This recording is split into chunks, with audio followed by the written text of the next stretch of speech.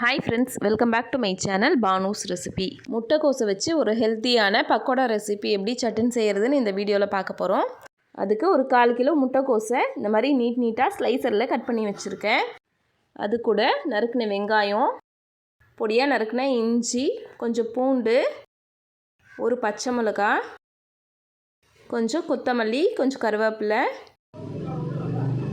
1 teaspoon சோம்பு, 1 teaspoon மஞ்சள் தூள், 1 டீஸ்பூன் மிளகாய்த்தூள், கொஞ்சம் பெருங்காயம், தேவையான அளவு உப்பு,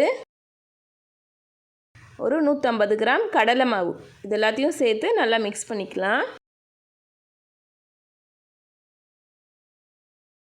தேவைப்பட்டால் கொஞ்சமாக தண்ணி தெளித்து பிசைஞ்சுக்கோங்க. நம்ம சேனலில் இதே மாதிரி காலிஃப்ளவர் பக்கோடா, வெங்காய பக்கோடா, பன்னீர் பக்கோடா ரெசிபிலாம் அப்லோட் பண்ணியிருக்கோம். டைம் கிடைக்கும்போது செக் பண்ணி பாருங்கள். முட்டைக்கோஸ் ரொம்ப உடம்புக்கு நல்லது. இதை நம்ம அடிக்கடி சமையலில் சேர்த்துக்கணும். குழந்தைங்களுக்கு பொரியலாக செஞ்சு கொடுத்தா பிடிக்காது. அதனால் இந்த மாதிரி டிஃப்ரெண்ட்டாக பக்கோடா ரெசிபியாக செஞ்சு கொடுத்து பாருங்கள். அடிக்கடி கேட்டு விரும்பி சாப்பிடுவாங்க. ஃப்ரை பண்ணும்போது நிறைய எண்ணெய் குடிக்காமல் இருக்க சூடான எண்ணெய் 1 ஸ்பூன் எடுத்து இதில் போட்டு இப்போ நல்லா பொறுமையாக மிக்ஸ் பண்ணிக்கோங்க. இப்போது பக்கோடா மாவு ரெடி ஆயிடுச்சு பாருங்கள். இந்த மாதிரி பிசைஞ்சிட்டு ஒரு 10 நிமிஷத்துக்கு இதை அப்படியே வச்சுக்கலாம். ஒரு கடையில் எண்ணெய் ஊற்றி ஹை ஃப்ளேமில் வச்சுக்கோங்க. இப்போ நம்ம கொஞ்சமாக பக்கோடாவை இதில் போட போகிறோம்.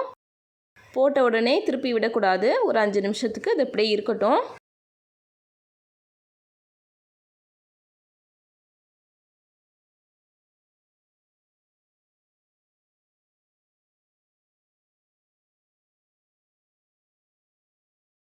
ஒரு பக்கம் நல்லா வெந்ததும் பொறுமையாக இன்னொரு பக்கம் திருப்பி விட்டுக்கோங்க.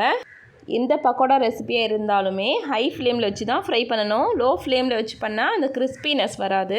இந்த முட்டைக்கோஸ் பக்கோடா பார்க்குறதுக்கு வெங்காய பக்கோடா மாதிரியே இருக்கும். டிஃப்ரெண்ட்டே தெரியாது. பட் டேஸ்ட் வந்து ரொம்ப சூப்பராக இருக்கும். நீங்களும் கண்டிப்பாக ட்ரை பண்ணி பாருங்கள்.